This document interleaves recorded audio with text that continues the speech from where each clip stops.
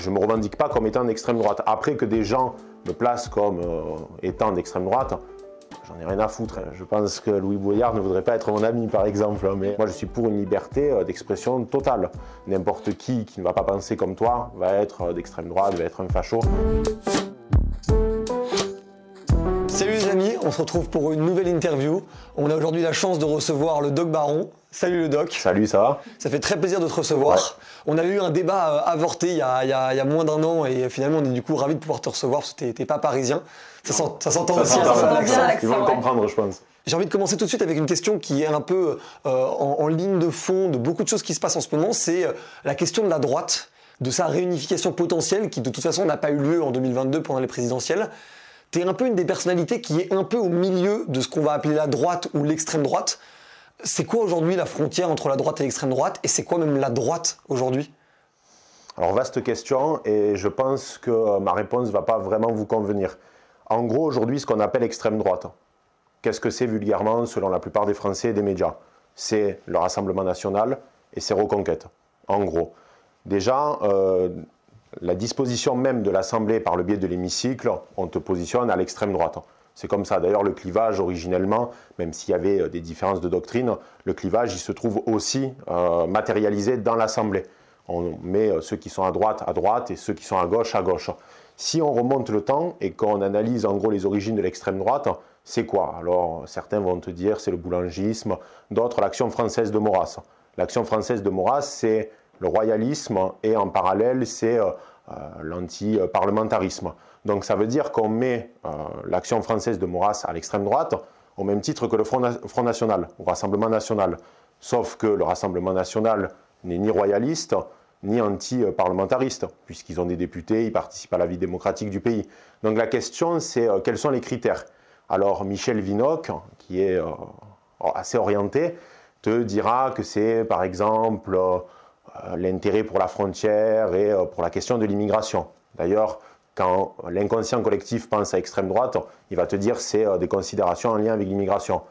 Ou l'identité. Ou l'identité. Tu prends un auteur comme Régis Debray, un homme de gauche, il a lutté avec Che Guevara, il a écrit un essai qui s'appelle L'éloge des frontières. Donc ça veut dire quoi? Ça veut dire que Régis Debray, il est d'extrême droite? Je ne pense pas qu'il apprécie le qualificatif, tu vois. Il y a quelques jours, il y a Gérard Collomb, l'ancien maire de Lyon, homme orienté à gauche. Du Parti Socialiste. Voilà, du Parti Socialiste, ancien ministre de l'Intérieur d'Emmanuel Macron, qui a lâché une bombe, il me semble que c'est dans Le Point, par rapport à la question de l'immigration et de l'océan Viking, etc., en disant des propos qui auraient pu paraître à certains proches à l'extrême droite. Il y a des militants aujourd'hui de la Grande Déraison qui vont te dire que Emmanuel Macron ou Jean-Michel Blanquer, c'est l'extrême droite. Donc il y a un problème de sémantique, il y a un problème de définition. À quand on est vraiment dans l'extrême droite, à partir de quels critères, tout ça c'est flou. Pour moi, l'extrême droite c'est devenu une sorte de fourre-tout, parce qu'on est dans une époque où il y a deux écueils. Déjà, c'est dans un premier temps le besoin de désigner l'ennemi politique. C'est la doctrine de l'ami et de l'ennemi politique de Carl Schmitt. Donc on a besoin de le désigner. Tu fais partie des libéraux, tu es un conservateur, tu es d'extrême droite, peu importe, mais il faut te trouver un qualificatif. Je suis le premier à tomber dans le piège, en utilisant parfois l'expression extrême gauche ou même wokisme, parce qu'en réalité le wokisme c'est bien plus compliqué que ça. Il y a des tas de branches à l'intérieur, donc en fait c'est un millefeuille. Et le terme est refusé par les gens que toi tu qualifies de woke. Voilà, et d'ailleurs l'extrême droite refuse son qualificatif d'extrême droite. Donc en réalité, tout dépend du curseur où tu te situes. Si tu es un homme qui te revendique à gauche, et si tu te revendiques comme appartenant à certaines branches du wokisme, forcément que ta tolérance à l'extrême droite, elle va être très faible. N'importe qui ne va pas penser comme toi va être d'extrême droite, va être un facho, etc. Donc, pour moi, c'est très difficile de vous donner une définition de ça parce que, en réalité, c'est un bordel sans nom. C'est un bordel sans nom. Toi, que certaines personnes, notamment à gauche, pourraient qualifier en regardant ton contenu d'extrême droite, est-ce que toi, tu te considères d'extrême droite? Moi, je me considère comme un conservateur. C'est-à-dire que moi, je me sens proche d'auteurs comme Edmund Burke ou même Roger Scruton, donc on aura l'occasion d'en parler dans l'émission. Donc, je ne me revendique pas comme étant d'extrême droite. Après que des gens me placent comme étant d'extrême droite, j'en ai rien à foutre, hein, je te le dis sincèrement. Hein. Non, on va parler crûment. Hein. Parce que dans tous les cas, c'est, comme je t'ai dit tout à l'heure, la logique de l'ami et de l'ennemi politique. On a besoin de te placer sur l'échiquier, place-moi. Et puis voilà, tout ce qui compte, c'est que toi, tu aies ta ligne, que tu essayes de la respecter au mieux, que tu sois cohérent avec tes idées. Après, moi, aujourd'hui, je ne me reconnais ni dans le Rassemblement national, ni dans Reconquête. Donc, si on voulait me placer sur l'échiquier politique aujourd'hui de ce qui est appelé l'extrême droite, ben, en termes de parti, je ne me reconnais pas dans les deux. Tu te reconnais ou pas chez les Républicains alors? Alors là, encore moins. Donc, encore moins, non, non. T'es un peu perdu dans tout ce fourre-tout. Tu vois, l'un des autres problèmes, c'est aussi la question de l'Europe. On dit souvent, et Michel Vinocq est le premier à le dire, l'extrême droite, c'est la préférence nationale, c'est le nationalisme, etc. Or, pour être nationaliste, il faut être aussi souverainiste. Et le problème, c'est que nos intérêts sont aujourd'hui alignés sur Bruxelles et les intérêts de Bruxelles sur Washington. Donc, tous les partis de droite ou d'extrême droite aujourd'hui en France sont pro-européens. Donc, même toi, tu es plutôt pro-européen? Ah non, absolument pas. Moi, l'Union européenne, enfin après, on ça aura l'occasion d'en parler. Avis, mais... Ça dépend sur quel sujet. Il n'y a pas de mauvaises idées, mais je trouve qu'il y a un objectif d'infantilisation dans l'Union européenne. Et d'ailleurs, tout à l'heure... Dans ce cas-là, pourquoi saluer, et tu l'as fait, mais tu n'es pas le seul, mais avoir salué la victoire de Giorgia Meloni, par exemple? Ah, je ne l'ai pas salué. Okay, je ne l'ai pas salué parce que beaucoup de gens que tu vois toi dans tes émissions et tout l'ont salué. Ouais. Et aurait souhaité ça d'ailleurs pour la France. Ouais, moi j'ai un avis beaucoup plus critique sur Giorgia Meloni parce que pour moi c'est une sorte de candidat, c'est un homme de paille, enfin une femme de paille plutôt, dans la mesure où en réalité, rien qu'avec l'affaire de l'Océan Viking, elle a certes refusé le bateau. Mais en fait, la France lui a fait un sale coup, puisqu'en gros, la France devait récupérer 3000 migrants en échange. Et en fait, la France va lui laisser les 3000 migrants. Donc en réalité, elle perd au change. C'est une victoire certes symbolique, parce qu'elle a dit on ne veut pas le bateau, mais dans les faits, les Italiens sont les perdants. Si on analyse vraiment les problèmes beaucoup plus loin, et elle est pro-Union européenne, elle est pro-OTAN, donc candidate d'extrême droite, néo-fasciste, bon, on repassera quoi. Hein. Non mais parce que tu vois, sur toute cette considération droite-extrême droite, au crayon de toute façon on ne reproche jamais à qui que ce soit ses fréquentations. Mais quelqu'un comme Papacito par exemple ou Baptiste Marchais, qui sont des gens avec qui tu as régulièrement fait des émissions, sont des gens qu'il est difficile de considérer autrement qu'à l'extrême droite pour le coup. Et pour d'ailleurs qui que ce soit, on va dire, de l'arc politique français. Toi, tu les considères d'extrême droite ou pas, et c'est même pas la question que je vais te poser, mais comment toi, tu te vois par rapport à leur ligne qui, pour le coup, Papacito, même si jamais c'est des choses, on va dire, parfois très second degré, il y a des propos qui sont extrêmement anti-républicains, parfois royalistes, et surtout très politiquement incorrects, et pas dans le sens homme de paille du terme, dans le sens pur et dur du terme, c'est des propos anti-républicains. Comment toi, tu te positionnes par rapport à ça ? Alors moi, ils le savent, c'est-à-dire qu'à la fois Hugo comme Baptiste, je ne suis pas à 100% sur leur ligne.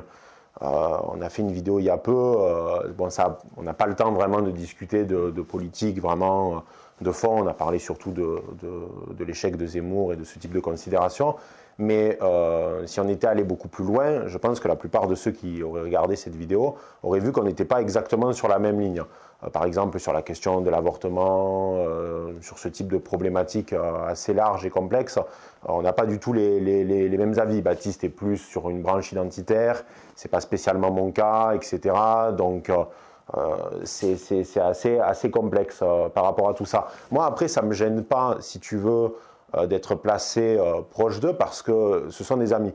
Ce sont des amis et moi je fais la différence entre les amis et le monde politique. Ce qui est triste, moi de mon point de vue, c'est que par exemple pour le cas d'Hugo, on va souvent le pointer du doigt pour des propos par exemple anti-républicains ou royalistes, etc. Déjà on a le droit en France d'être, si on veut d'être anti-républicain ou royaliste, on devrait avoir le droit. Parce que ça c'est aussi ma spécificité, c'est que je suis pour une liberté d'expression totale et entière. À l'américaine. Oui, totalement, c'est-à-dire sans aucune restriction. Donc, si on n'est pas d'accord, on se le dit directement. Mais par exemple, Papacito, là, il y a quelque temps, il a réussi à lever 250 000, 300 000 euros pour un ami paysan qui était dans une situation extrêmement compliquée. Personne n'en parle. La plupart des médias traditionnels n'en parlent pas.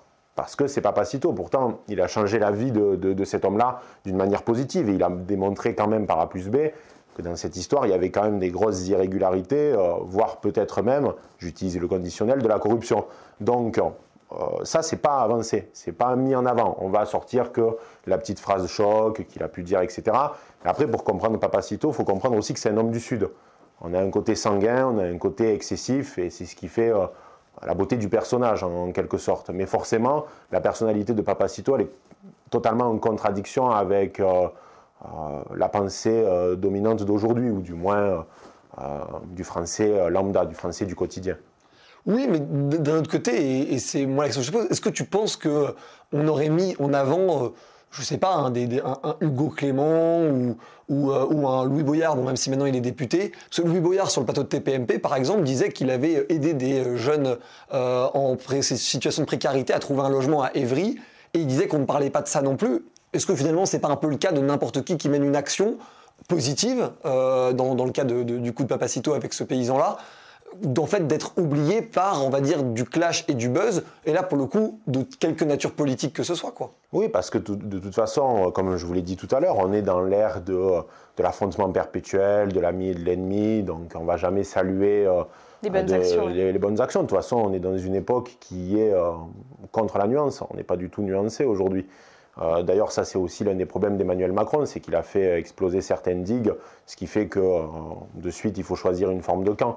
On l'a vu tout au long de son mandat, que ce soit pro ou anti-gilet jaune, pro ou anti-vaccin, bref, pour tout un tas de sujets. Donc non, aujourd'hui il n'y a plus de place à la nuance, donc c'est sûr que dans une logique d'affrontement perpétuel, surtout à l'ère des réseaux sociaux, ça me paraît difficile d'avoir, on va dire, l'intelligence et le recul nécessaires pour reconnaître chez l'ennemi politique, hein, j'emploie bien le terme d'ennemi politique, hein, mais c'est pas, faut pas voir ça comme quelque chose de tribaliste violent, hein, c'est juste une confrontation normale, c'est-à-dire que parce qu'il y a une idée A, il va y avoir le pendant inverse en face, donc c'est normal. D'ailleurs, contrairement à ce qu'on pourrait penser, je n'ai pas de haine particulière pour les gens que j'affronte. Alors par contre, j'estime que leur politique, elle est délétère et qu'elle met le pays dans une situation dramatique, et même notre civilisation dans son entièreté. Mais après, individuellement, je n'ai pas de haine contre eux spécifiquement, quoi, tu vois. Oui, mais ça fait... Je termine juste là-dessus, parce que je n'ai pas du tout envie qu'on passe tout l'entretien dessus. Oui, mais non, mais bien sûr, sur Papacito, par exemple, il y a des moments où on peut en douter justement de cette haine qui irait au-delà de l'adversité politique, quoi, tu vois. Et ça peut faire peur. Et je dis pas ça parce que c'est forcément des gens que tu fréquentes, c'est plus te faire... Est-ce que tu as la même chose de Louis Boyard aussi, hein. Oui, mais moi, c'est au-delà de là où je veux en venir, c'est surtout, est-ce qu'il n'y a pas aussi cette crainte que l'adversité politique devienne une adversité humaine réelle et concrète, quoi, tu vois. Ça l'est devenu aujourd'hui. Moi, je pense que quand les idées politiques sont tellement opposées, ça devient même une haine de l'humain plus que des idées. En fait, ça devient comme si tu te fais une conviction qu'il faut détester la personne, alors que ça se trouve, vous pourriez même être extrêmement potes dans la vie. C'est ça qui est dingue. Je pense que Louis Boyard ne voudrait pas être mon ami, par exemple. Mais pourquoi? Juste parce que vous avez des idées politiques différentes? Ça se trouve, vous avez plein de points communs sur d'autres sujets. Le problème, c'est que vous le voyez bien dans la plupart des discours aujourd'hui, c'est que, en tout cas là, je parle pour moi. Bien sûr, vas-y. Je ne veux pas parler pour le cas de Papacito, de Baptiste, etc. C'est plus pour parler de fond qu'autre chose. Oui, bien entendu. Mais moi, par exemple, j'ai des amis qui sont orientés à gauche, j'ai des amis qui sont néo-marxistes, par exemple. Alors, il y a vraiment de tout, hein. C'est-à-dire que moi, mes amis, c'est United Color of Benetton, quoi. Il y a vraiment... Désolé pour l'accent pitoyable, mais bon, on est en France ici, donc il y a vraiment de tout, quoi, en prisme politique. Mais on arrive à faire la différence. Après, je suis de ceux qui pensent que quand même, quand il y a vraiment des idées qui sont très arrêtées, qu'il y a un refus du dialogue, etc., il y a des trajectoires de vie qui sont différentes. Par exemple, je pense que je pourrais être difficilement ami avec un woke qui coche absolument toutes les cases, quoi. C'est-à-dire un gars qui refuse à la fois de pratiquer tout type de sport, qui me reproche par exemple de manger de la viande, qui me reproche d'être hétérosexuel tout le temps, enfin, vraiment dans la forme la plus radicale de la chose. Et on l'a vu aux États-Unis que ça peut prendre par exemple des formes qui sont quand même assez inquiétantes. Mais à part ça, je ne suis pas contre l'idée d'avoir des amis qui sont orientés politiquement différemment de moi. D'ailleurs, j'ai par exemple un Discord qui est lié à la chaîne. Il y a sincèrement toutes les idées politiques. J'aimerais justement que dans le camp d'en face, il y ait cette ouverture, même dans le fait de lire des auteurs qui sont orientés à droite, parce que ça aussi, il y a cette difficulté-là. On le voit sur ma chaîne, j'ai étudié des auteurs qui ne sont pas sur ma ligne. Je prends l'exemple de Pasolini, et ce qui a été très étonnant, c'est que la dernière fois, j'ai reçu un commentaire d'une femme qui me disait oui, mais toi qui es d'extrême droite, c'est marrant parce que tu le disais tout à l'heure, que des gens pouvaient avoir cette idée, toi qui es d'extrême droite, est-ce que ça te fait pas chier, je reprends ces termes, de parler d'un homosexuel? Qu'est-ce que j'en ai à foutre, tu vois, enfin, débile, je trouve ces idées intéressantes, j'aime ces films, je ne vais pas regarder il est homosexuel, il est de gauche, etc. Poubelle, non, c'est complètement con. Donc j'aimerais qu'à gauche aussi, il y ait, en gauche là encore, c'est un fourre-tout, hein, on est bien d'accord, mais du moins dans la grande des raisons, parce que j'aime bien cette expression, qu'il y ait vraiment ce recul nécessaire et de dire, voilà, ben on va lire des auteurs, on peut ne pas être d'accord, hein, et d'ailleurs c'est ce que vous faites dans le crayon, on peut ne pas être d'accord, mais au moins regarder ce qui se passe, et même, ça serait logique que dans leur objectif de combat contre nos idées, ils lisent, ils savent qu'est-ce que c'est par exemple le conservatisme, où ça trouve ses bases, etc. Bah, c'est intéressant pour se forger justement une vraie pensée et être sûr de ses idées. Oui, c'est compliqué d'attaquer l'ennemi si tu n'es pas sûr de tes positions. C'est ça. Et puis même, comme vous le savez, je travaille chez Livre Noir. Et chez Livre Noir, on a plusieurs fois invité des personnalités qui ne sont pas du tout sur la ligne du média Livre Noir. Je pense par exemple à Gérard Filoche, etc. On ne peut pas dire que ces gens-là soient sur la ligne de Livre Noir. Et pourtant, on a fait l'effort de les inviter. Et comme vous pouvez le voir, enfin, je ne sais pas si vous avez vu les vidéos, mais l'entretien se passe très bien. Il n'y a pas une volonté combat des vices. Oui, voilà, exactement. Il n'y a pas une volonté Alors bien sûr qu'il y a une volonté métapolitique derrière de montrer les idées pour que le public de Livre Noir puisse se dire c'est vraiment de la connerie et ça va... ils vont se dire... on est bien là où on est, quoi. Mais malgré tout, il y a la volonté de dire, ben voilà, on l'invite, on montre ce qu'il fait, etc. C'est aussi le rôle d'un média. Je change un petit peu de sujet. Je repensais aux analyses. Tu as fait beaucoup d'analyses de films sur des femmes héroïnes, un peu qui doivent s'adapter. Par exemple, je prends l'exemple de James Bond. James Bond qui serait incarné par une femme. En plus, avec le monde moderne dans lequel on vit, donc avec tous les codes socio-culturels. Toi, pourquoi c'est autant un problème pour toi? C'est plus pour le côté traditionnel et conservateur, ou c'est que vraiment ça te dérange profondément? C'est quoi pour toi le vrai fond du problème? Le fait que James Bond puisse devenir une femme, ouais. Ben, c'est très simple. Enfin, là, j'ai pris l'exemple de James Bond, non, mais dans tout aujourd'hui, tout ce type de film où une femme... J'en ai parlé pour James Bond, donc c'est assez logique. James Bond, enfin James, c'est un prénom masculin. Donc à partir de là, si James Bond devient une femme, c'est plus James Bond. Puisque le personnage trouve son origine dans les livres de Ian Fleming, et c'est un homme. Et dans la plupart dans tous les films même, je vous dis la plupart, mais c'est dans tous les films, c'est un homme également. Donc en fait, la question ne se pose même pas. Si on décide de faire James Bond une femme, en fait, c'est plus James Bond. Par contre, la question, c'est... Oui, pourquoi pas une Jane Bond? Oui, voilà, exactement. Est-ce qu'on ne donnerait pas le matricule 007 à une femme? Ça, c'est l'idée qui a été véhiculée ces derniers temps, parce qu'ils sont en train de chercher le nouvel acteur ou la nouvelle actrice qui va incarner James Bond, et ils se posaient la question éventuellement d'une femme. Moi, je trouve que c'est complètement pour une raison très simple. Alors moi, je suis un aficionados des James Bond. Je les ai tous vus, j'ai lu les livres, etc. Donc, je connais mon latin. Ouais, c'est gentil, c'est gentil.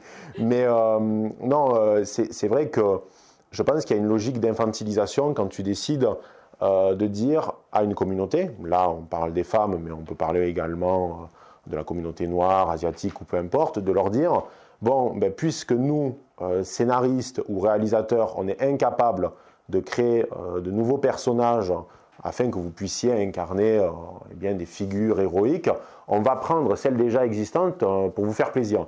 Ça, je trouve que c'est complètement idiot. Il y a à peu près 2-3 ans, il y a le film Ghostbusters qui a subi un remake, un reboot, enfin, appelons ça comme vous voulez. Donc au départ c'est 4 hommes avec Bill Murray, il me semble, dans le lot. Ça a été remplacé par 4 femmes et ça a été un bide monstrueux et la plupart des critiques ont dit que c'était un film de merde. C'est pas un film de merde parce que ce sont des femmes qui incarnent ces personnages-là. C'est parce que le consommateur ou celui qui est habitué à Ghostbusters ou à James Bond ou n'importe quel film issu de la culture populaire, il y va parce qu'il y a un certain cahier des charges. Quand tu vas voir James Bond, tu t'attends à voir la masculinité poussée à outrance. Usage de la violence, alcoolisme ou attrait pour l'addiction. conduite un peu sportive et surtout le rapport aux femmes. C'est ça qui fonde James Bond.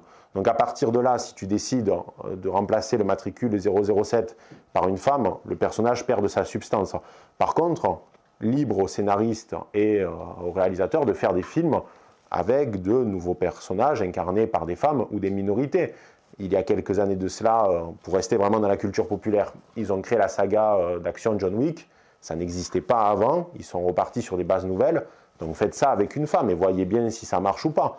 Donc moi, j'aime pas vraiment cette idée de on va prendre un personnage et on va le remplacer. Parce qu'on a l'impression que derrière, il y a une volonté plus de revanche, plus on s'attaque à un symbole que de vraiment créer un personnage féminin. Et d'ailleurs, des fois, c'est assez maladroit parce que quand on regarde le dernier James Bond, alors tout le long du film, sans divulgacher, il est remplacé par une actrice dont j'ai complètement oublié le nom, pour le coup, peut-être que vous connaissez.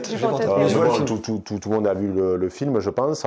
Et en fait, ce qui est très drôle, c'est qu'elle le remplace, mais en fait, tout au long du film, elle est tournée en dérision où elle n'est pas efficace, contrairement à James Bond. Et à la fin, c'est lui qui est obligé de reprendre le matricule pour limite faire ce qu'il fait de mieux, quoi. Donc en fait, des fois, c'est maladroit. C'est-à-dire qu'on a voulu faire plaisir en disant allez, on va mettre une femme qui va incarner James Bond, mais derrière, ça sonne creux. J'aimerais qu'on avance, qu'on change un petit peu de sujet et qu'on parle de quelque chose qui a fait un peu trembler les réseaux sociaux il y a quelques semaines de ça et que j'ai trouvé passionnant, bon, en tout cas d'un œil extérieur, qui était la photo entre Cristiano Ronaldo et Jordan Peterson. Jordan Peterson, pour ceux qui ne savent pas, qui est un psychiatre clinicien canadien qui est en même temps professeur à Harvard, et qui a été, on va dire, une forme de figure en gros de la branche conservatrice nord-américaine, américaine et canadienne, au point même d'être testé dans les sondages face à Justin Trudeau. Donc on parle de quelqu'un qui a vraiment un aura énorme et qui dépasse bien même ne serait-ce que les États-Unis, parce que ça va, y compris en France et en Europe. Qu'est-ce que tu as pensé de cette photo? Jordan Peterson, bon, déjà, tu as raison, c'est un homme très influent, et d'ailleurs même le New York Times, qui est un média qui n'est pas du tout sur la ligne de Peterson, avait dit que c'était probablement l'intellectuel le plus influent du XXIe siècle. Et je suis sûr qu'il fait partie de ces gens... C'est ton avis aussi? Ah oui. En France, je crois que par exemple, c'est Houellebecq qui marquera son époque. C'est celui qui vraiment restera dans le temps. Et je pense que Jordan Peterson aura sa place. Alors, je ne parle pas spécialement en France, mais je crois qu'il va vraiment marquer durablement, du moins son camp. Je rappelle qu'il fait des...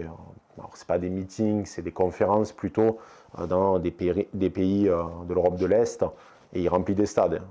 Aujourd'hui, il n'y a que très peu d'intellectuels qui seraient capables de faire cette performance-là. Donc, bon, c'était la petite parenthèse.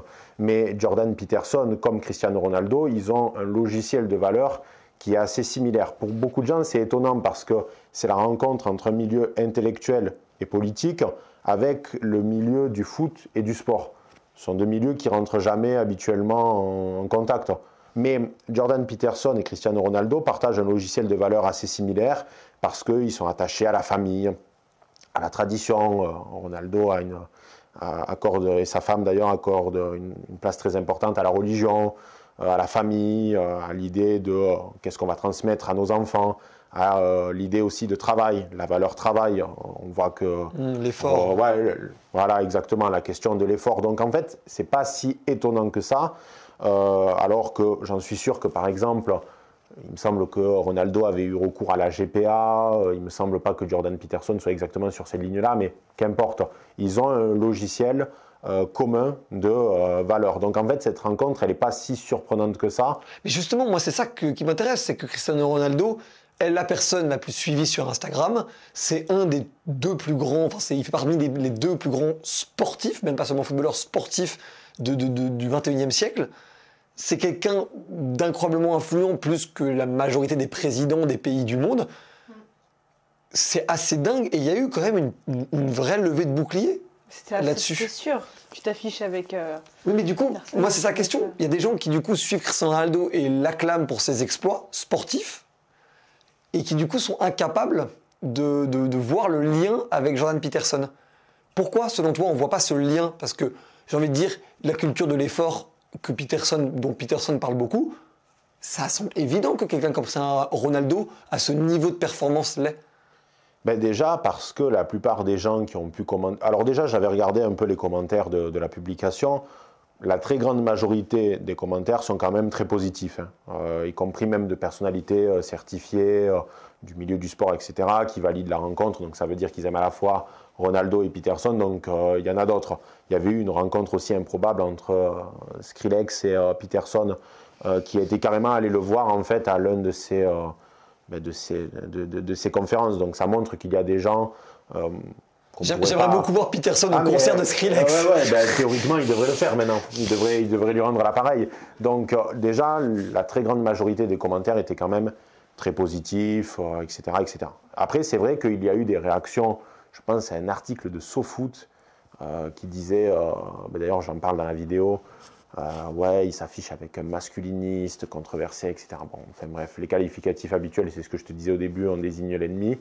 On le met dans une case pour pouvoir mieux l'identifier, mais en réalité, la plupart des gens qui s'offusquent de cette rencontre ne connaissent pas le travail de Jordan Peterson, qui, dans le lot, a lu à la fois Map of Meaning, la carte d'essence qui est son premier ouvrage, 12 règles pour une vie, et 12 règles par art de l'ordre. Déjà, il faudrait commencer par ça. Ensuite, tu auras une idée un peu plus globale du personnage. Oui, mais tu critiques beaucoup de gens aussi dont tu n'as pas lu les 3 bouquins également. Non, bien entendu, ça fait partie du jeu et c'est ce qu'on disait au début. Mais au moins que tu t'intéresses à ce personnage-là, parce qu'en plus, c'est ce que j'allais dire, Jordan Peterson fait vraiment partie de ces rares intellectuels, qui est profondément nuancé. C'est un homme qui est profondément nuancé, qui, contrairement à ce qu'on pourrait penser, n'est pas dans une forme de radicalité. Donc vraiment attaquer Jordan Peterson, à mon sens, c'est pas le plus probant. Si tu veux vraiment t'attaquer à des personnalités d'extrême droite, je crois que le choix de Jordan Peterson est peut-être l'un des pires. Mais c'est justement parce qu'il est très nuancé et très intelligent aussi qu'il rend fou certains militants de la grande déraison, parce qu'ils sont le miroir inversé. Il y a des gens, on le voit lors de ces déplacements, qui l'attendent avec des pancartes, qui sont dans une forme de radicalité de haine. Et lui, il répond juste par une forme de mesure, en apportant des arguments. Lui aussi, il est pour une liberté d'expression pleine et totale. C'est pour ça que d'ailleurs, il n'a pas de haine. Lui, il n'est pas contre du tout que ces gens-là viennent manifester leur mécontentement. Oui, à des critiques constructives où on apporte des arguments concrets pour démonter sa rhétorique.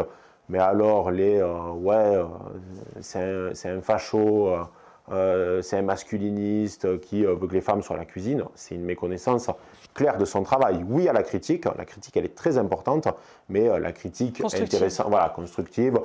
Après, la caricature, c'est bien aussi, c'est toujours drôle d'attaquer par le biais de l'humour, parce que là, on est sur le référentiel de l'humour, c'est différent. Mais apporter des arguments. Heureusement que tout le monde ne pense pas d'ailleurs comme Jordan Peterson. Ça serait triste. Heureusement que tout le monde ne pense pas comme moi. Mais apportez des arguments. Intéressez-vous un minimum à son travail. Quand tu disais tout à l'heure, tu n'as pas lu les livres de la plupart des gens que tu dénonces.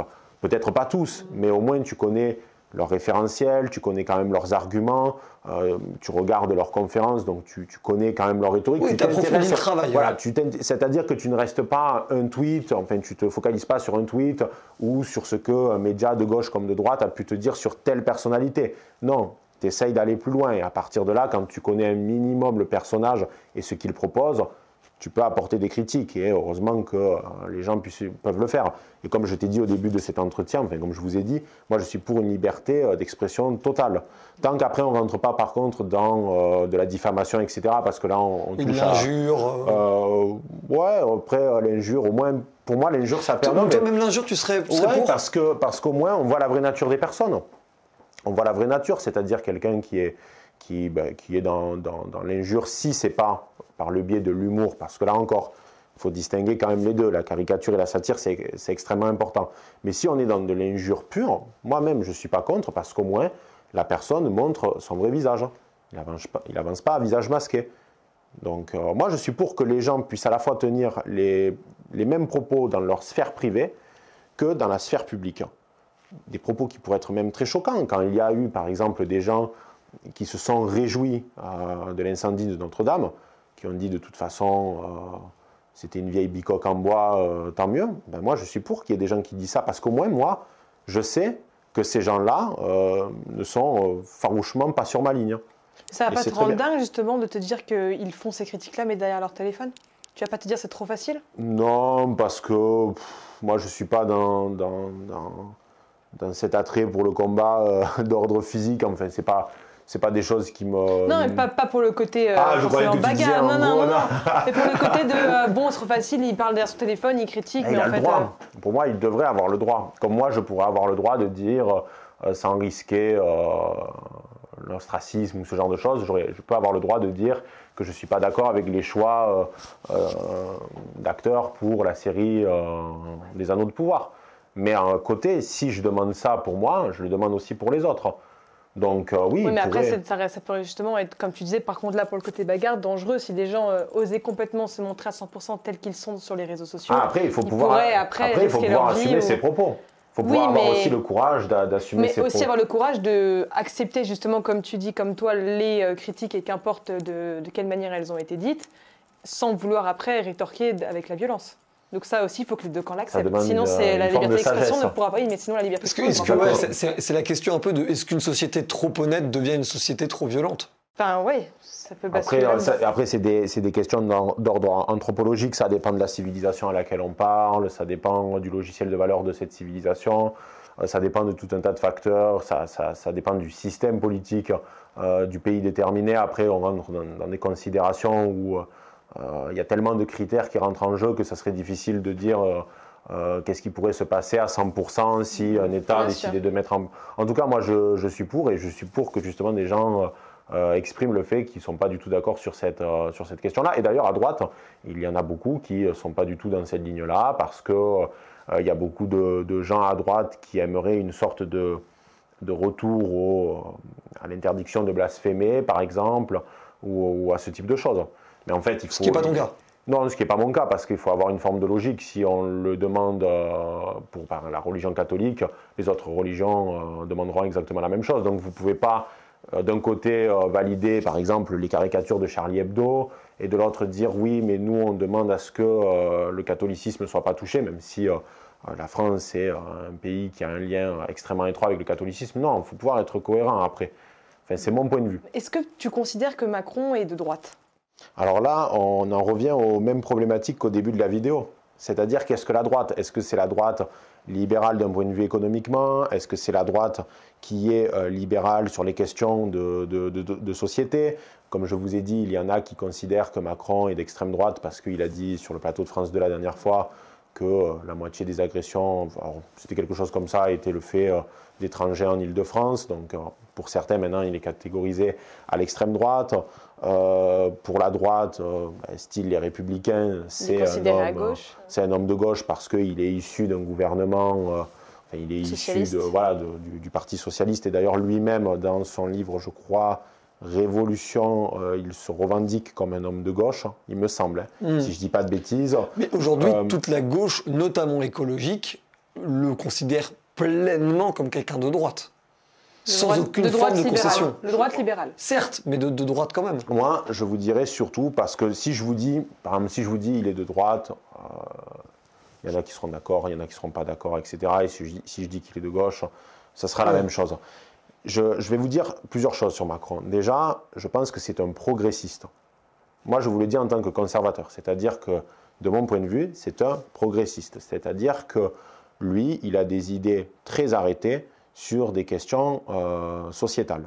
Donc, par exemple, tout ce qui est de l'ordre du mariage homosexuel et même de l'homosexualité en général, enfin, des LGBT, parce que, attention, je fais bien la distinction entre l'homosexualité et le mouvement LGBT. Ce sont deux choses différentes. Et aujourd'hui, vous voyez, même moi, je tombe dans le piège, on a tendance à les regrouper. Mais on pourra en parler après si vous voulez. Sur les questions, par exemple, de la fin de vie, il a ouvert ce débat il y a peu et je pense que ça sera... On a fait un débat d'ailleurs sur la chaîne entre Geoffroy Lejeune et Jonathan Denis. Exactement, vous l'avez abordé et je crois que d'ailleurs, je fais une parenthèse très rapidement sur ce débat, ça m'a fait beaucoup rire parce que la personne en face de Geoffroy Lejeune disait que lui, il était pour qu'on en discute, et je suis d'accord avec lui, c'est très bien, mais il sait qu'au final, au fond de lui, il sait, selon moi, que le projet va aboutir. À mon avis, ça va aboutir. Tant mieux qu'il en discute quand même. Oui, mais totalement, de toute façon, c'est ce qu'ils ont fait, mais en fait, pour moi, les dés sont pipés. C'est-à-dire que Macron le veut, ça se fera. On est sous la Ve République, exécutif fort, il a la majorité à l'Assemblée nationale, la question ne se pose pas. La fin de vie arrivera en France, quand le Il veuille n'a ou pas non. vraiment la majorité, mais... Oui, il n'a pas vraiment la majorité, Non, mais je te enfin, taquine, mais oui. oui, mais en fait, c'est avec les Républicains. Et de toute façon, il de refera toute façon, une dissolution. Il fera une dissolution quand il le souhaite et quand le moment Bien sera sûr. opportun. Ça, bien Donc, sûr. Ça, c'est il sûr. finira par Ça, on est l'avoir. d'accord. Et même, je suis de ceux qui pensent qu'il l'a déjà par le biais des Républicains, parce que les Républicains, c'est ses voix de réserve. Et je pense que même certains députés, Du pourquoi Parti pas, socialiste ou de l'Europe ah écologie oui, les Verts totalement, seront pour, serait pour. Donc ça fait que, en fait, symboliquement, il ne l'a pas. Non, Mais pour mais moi, bien sûr que voilà, oui. il a donc, et puis c'est sans compter tous les autres outils dont dispose le président pour faire avancer ce type de questions. Donc, pour moi, ça verra le jour. Donc, Macron a une vision de la société qui est progressiste sur ces questions-là. Ce n'est pas mon cas, je suis un conservateur, donc forcément, je le combats pour ça. Mais surtout, j'avais écrit un article dans la Furia numéro 2 sur Macron. Je pense que c'est un machiavélien. C'est-à-dire que Macron sait très bien souffler le chaud et le froid. Un jour, il va donner des gages à droite. Le lendemain, il va dire l'inverse à la gauche. Et ainsi de suite. Il ne cesse toujours, ce qui est d'ailleurs la qualité du prince. Machiavel le dit, le prince, c'est celui qui arrive, où en fait ses mouvements sont quasi de l'ordre de l'imprévisible. Ça l'est de moins en moins avec Macron, parce que le temps passe, le masque se fissure, etc. On commence à connaître. Voilà, on commence à connaître Oui, le et puis il garçon. n'a plus besoin aujourd'hui, c'est bon, il a Oui, été et puis réélu, maintenant, il n'a de plus toute- besoin de se dire oui, j'aurai mais une il reviendra. troisième. Il reviendra. C'est pas impossible ça. Moi, je crois au scénario de Houellebecq dans Anéantir. On va se retrouver dans une situation où le scénario va être le suivant. Donc Macron va finir son second mandat. On va se taper, désolé pour l'expression, Édouard Philippe. J'en suis quasiment certain, parce que ça correspond au logiciel français pour le moment. Après, C'est pas dit qu'est-ce qui va se évolue. passer, Pas dit, ouais. qu'est-ce qui va se passer par rapport à la gestion de cette alternance, parce que est-ce que Philippe va vouloir en faire deux, etc. Mais je crois, et j'en suis sûr, qu'on n'a pas fini d'entendre parler d'Emmanuel Macron, d'autant plus qu'il a créé une forme de doctrine politique, alors qui n'a pas vraiment d'épine dorsale, mais c'est comme le Trumpisme. Le Trumpisme aujourd'hui, ça n'existe pas vraiment, mais il a créé une forme de doctrine, ce qu'on pourrait appeler le macronisme, ou ce que certains Oui, appellent l'extrême centre. Et je crois que c'est quelque chose qui marche beaucoup en France, parce qu'on a un pays qui aime être dirigé par le centre. Enfin, c'est ma vision des choses. Une Voilà. élection se C'est- gagne par le centre, elle Ouais, ne se gagne pas par les Je extrêmes. dirais même c'est ce que j'allais exactement dire, par le c'est- centre droit. C'est le centre droit. D'ailleurs, c'est l'une des thèses de Cormier-Denis, que je salue au passage, qui pour lui, si la droite, mon camp, enfin, l'extrême droite, La même droite si- dure, si tu veux. la droite, Ça, voilà, entre appelons ça compromis. comme vous voulez. Si elle voulait gagner, il faudrait avoir une sorte de gendre idéal, qui ait des positions de centre droit et qui, une fois au pouvoir, montre en fait qu'il est beaucoup plus à droite qu'il ne l'était réellement au cours de la présidentielle. Un Jordan Bardella? Non, parce que Bardella, pour moi, je pense que Bardella est intéressant, mais il n'y arrivera pas. Ou alors ça pourrait prendre beaucoup d'années, parce qu'il est quand même affilié à Le Pen, donc enfin à la famille Le Pen, à la dynastie Le Pen, et que pour un certain nombre de Français, ça reste encore une impossibilité, Ouais. même si on voit que quand même les lignes bougent. La dernière fois, je suis tombé sur une vidéo de Jordan Bardella avec des jeunes femmes qui commentaient « il est beau, je voterai pour lui, même si j'ai jamais voté Front National ». Des gens disaient la même chose de Macron Ouais, d'ailleurs. Ouais, voilà, donc, mais la question du charisme d'ailleurs est extrêmement importante en politique, c'est une notion qu'on n'aborde jamais. La question du physique, alors non pas que Macron soit un top modèle, mais Macron a beaucoup joué sur l'image de Kennedy, notamment autour de son premier mandat. Bon, après ça c'est des détails, on s'éloigne un peu de ce que je disais au Non, mais début. ça tombe bien, parce que c'est un peu la dernière question que je voulais te poser, en tout cas la dernière question de l'entretien. C'est un truc que tu as commencé très récemment de faire des vidéos où tu te mets un peu en scène avec une question un peu de style, de tenue et tout. Et Virilité. oui, on pourrait même, je suis d'accord, on pourrait même le qualifier comme ça. Est-ce que finalement ce que tu fais là, c'est, je sais pas, une tentative, on va dire, de guerre culturelle, ou en gros d'essayer d'aller au-delà des idées pour essayer de faire et progresser tes idées et tes messages? Au travers d'un peu d'humour d'ailleurs, on est d'accord que tu mets un peu d'humour dedans. Si, totalement. Alors je finis juste très rapidement Vas-y, sur vas-y, Macron vas-y, pour clore la parenthèse sur ce gentil garçon. C'est que, donc voilà, Macron souffle le chaud et le froid, et je crois que lui-même ne sait pas vraiment, et désolé pour l'expression, où il campe.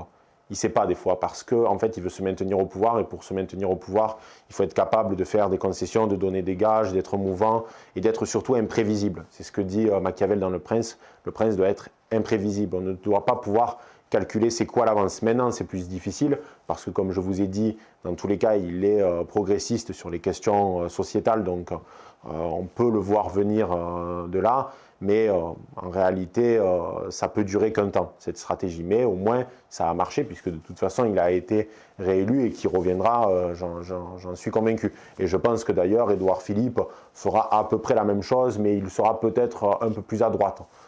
Il sera de centre droit. Donc pour terminer, est-ce que je fais un combat de guerre culturelle en utilisant l'humour et le style? Oui, totalement. Totalement. D'ailleurs, c'est souvent ce qui m'est reproché, de parler de vêtements, de ce type de considérations. Bon. Tu as fait une vidéo YouTube d'ailleurs en donnant des conseils. Mais déjà, en fait, ce que mes ennemis politiques, pour reprendre l'expression du début de l'entretien, n'ont toujours pas compris, c'est qu'il suffit de regarder mes premières vidéos sur la chaîne, c'était du développement personnel. Donc c'est pas comme si le projet n'était pas clairement affiché depuis le début.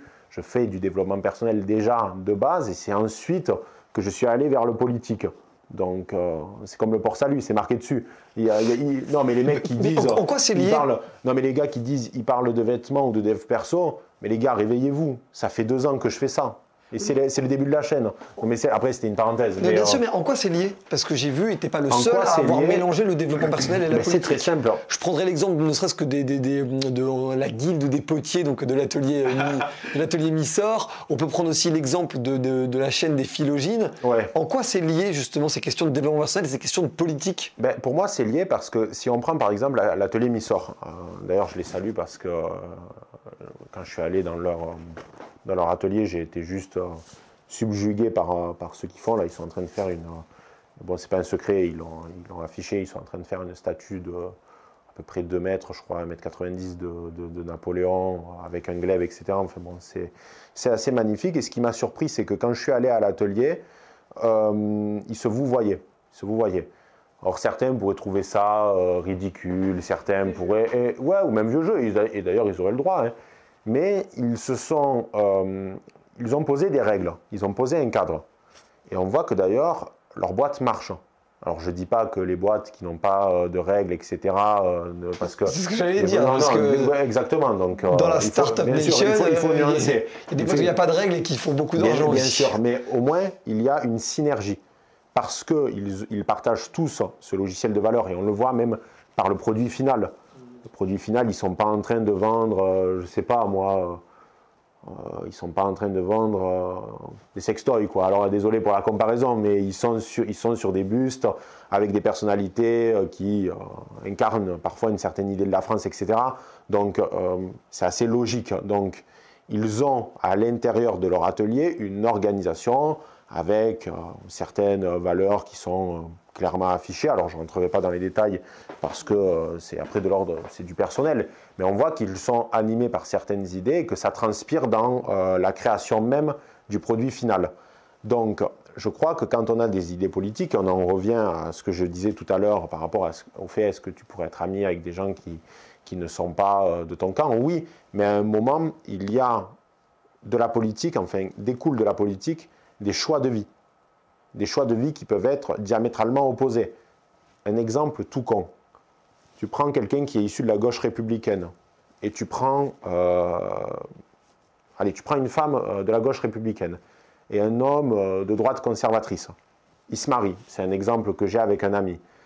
Le couple s'est disputé je ne sais pas combien de fois pour savoir s'ils allaient mettre leur enfant à l'école républicaine, publique, ou dans l'école privée. Ça peut paraître anodin, mais en réalité, il découle après un certain nombre de choses, parce que si tu mets à l'école privée, il y a toute une éducation en lien avec la religion, parce que c'était une école privée catholique, que tu n'as pas forcément dans le public. Donc, tu vois, c'est un choix qui est de l'ordre du politique, qui correspond à une idéologie déterminée, et découle de cette idéologie-là des changements concrets, des changements dans le réel. On ne va pas mentir, la plupart des hommes qui portent des costumes ou qui accordent une place assez importante à ce qu'on appelle l'art sartorial sont classés vulgairement à droite. parce qu'ils ont, Une volonté de stature. ils ont le budget, parce qu'il faut aussi parler de ça, il y a une logique de reproduction sociale aussi, ils ont le budget, c'est quelque chose qui les attire de base, etc. C'est une forme, c'est un lien avec l'esthétisme. Roger Scruton l'a largement abordé, il était conservateur et d'ailleurs il accordait une place très importante au style. Donc tout ça c'est lié. En fait, même la manière dont on consomme nos aliments. Qu'est-ce qu'on décide de manger? Est-ce qu'on va privilégier la junk food ou est-ce qu'on va choisir des aliments du terroir avec un circuit court, etc. Moi, il y a une personnalité que j'aime beaucoup à droite, c'est Dominique Vénère, qui était qui s'est suicidé à Notre-Dame, comme vous le savez. Et Dominique Vénère a vécu toute sa vie dans une forme de cohérence parfaite avec ce qu'il incarnait. Oui, donc, mais je te prends un exemple ça m'intéresse beaucoup d'avoir ton avis là-dessus, mais là où moi j'ai un désaccord, c'est qu'il y a aussi énormément de gens de droite qui en fait sont des absolus fans de rap. Rap même, j'ai envie de dire, de banlieue. Et j'allais t'en parler. Et à l'inverse, beaucoup de gens de gauche qui sont fans de musique classique et de littérature extrêmement, on va dire, vieux jeu, pas dans le sens, époque, mais dans le sens même presque tradit du terme, ouais. On en parle justement dans la vidéo avec... exactement, on en parle justement dans la vidéo avec Papacito et Baptiste en disant que beaucoup de gens se revendiquent de droite, mais est-ce que... Alors, on ne dit pas qu'on est parfait, loin de là. Chacun porte ses croix. Mais on dit dans cette vidéo que, typiquement, quand tu es de droite conservatrice et que chaque jour que Dieu fait, tu te plains, par exemple, du wokisme, etc., ce que tu as le droit de faire, et qu'à côté de ça, tu finances avec ton argent des plateformes qui n'ont pas tes idées, pour moi, il y a une forme d'incohérence. Ça ne veut pas dire que tu es une merde si tu le fais, parce que de suite, il ne faut pas sortir les grands mots. Mais pour moi, c'est une incohérence par rapport à ce que tu te gâcherais pas la vie à faire... à vouloir tellement suivre tes convictions et tes valeurs à la fin... Alors non, je crois que justement, c'est l'inverse. Je crois que ce qui rend malheureux les gens, c'est de ne pas vivre en cohérence avec leurs idées. Mais il y a des compromis aussi. Hein. Pourquoi ? De quoi ? Pourquoi ? Parce qu'il y a une dissonance qui se crée. Il y a une dissonance, c'est soit que les idées que tu veux incarner dans le public, tu n'y crois pas vraiment, donc en fait, c'est le masque social. En fait, si tu portes un masque social qui est pour moi trop différent de celui de ta vie de tous les jours, de ce que tu es vraiment, ça sera beaucoup trop lourd à porter. C'est comme un rôle que tu joues constamment au quotidien. Moi, je suis quelqu'un de constant, c'est-à-dire que, comme on me connaît dans le privé, je suis comme ça dans le public. Ce qui fait que je ne joue pas un rôle. D'ailleurs, contrairement à ce que certains affirment, certains disent ils jouent un rôle, etc. Non, c'est moi.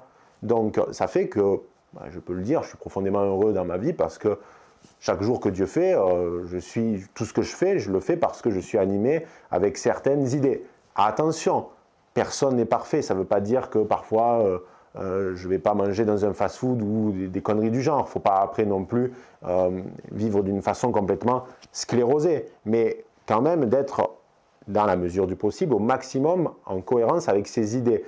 Comme tu l'as dit, il faut savoir faire des concessions, etc., bien entendu, sinon c'est profondément triste. Et il faut être aussi ouvert à l'expérience. Moi, je suis quelqu'un à droite qui est très au niveau des conservateurs, qui est très intéressé par... l'aventure, en fait. L'aventure ou même des problématiques. Typiquement, la droite se refuse à parler de sexualité ou de problématiques en lien avec la séduction. Je pense que c'est une erreur. Alors, tu en as cité, il y en a, par exemple, Léo des Philogines, mais ça reste quand même une niche. Il y a beaucoup de gens, au niveau des conservateurs, qui sont là en mode, oula, on ne va pas parler de ces sujets parce que c'est pas sérieux, c'est trivial. Non, je pense que c'est une erreur, il faut en parler parce que si on ne rencontre pas un ou une partenaire, il n'y a pas de descendance, il n'y a pas de famille, donc non, il faut en parler. Donc si tu veux, il faut être ouvert sur tout un tas de sujets, il faut être à l'écoute, c'est ce que je disais tout à l'heure aussi, même si on n'est pas d'accord, et c'est comme ça qu'après on avance en tant qu'individu. Mais par contre, je crois que oui, si tu as des idées et que tu fais l'inverse de ces idées, il y a une dissonance et qu'au bout d'un moment, tu ne sais pas où tu campes, comme on disait tout à l'heure l'expression. Donc ça ne veut pas dire qu'à petit niveau, il n'y a pas des arrangements, même si tu es en famille ou en tant qu'ami. Si par exemple, tu es personnellement contre les fast-foods, mais que tu es obligé parce que les circonstances font, tu y vas. Tu y vas et tu fermes ta gueule, parce que tu es soumis au groupe. Sinon, mais c'est tout. Donc, il ne faut pas être après vieux jeu et rabat-joie non plus. Mais il faut être en cohérence avec ses idées.